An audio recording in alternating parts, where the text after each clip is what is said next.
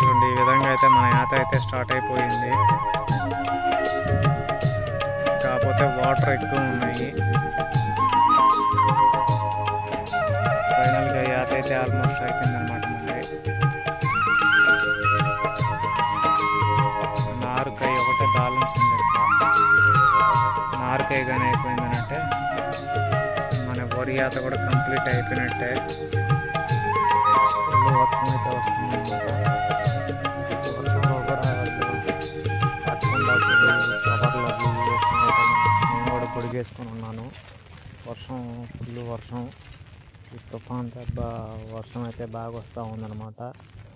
So వీళ్ళు నారు మోసే వాళ్ళు కూడా గొడుగులు వేసుకొని నారు అయితే మోస్తూ ఉన్నారు. సో ఈ వర్షం వల్ల మన ఎన్ని నాట్లు ఉంటాయి, ఎన్ని పోతాయని కూడా కొద్దిగా డౌట్గా ఉందన్నమాట. సో నీళ్ళు కాలువలో బయట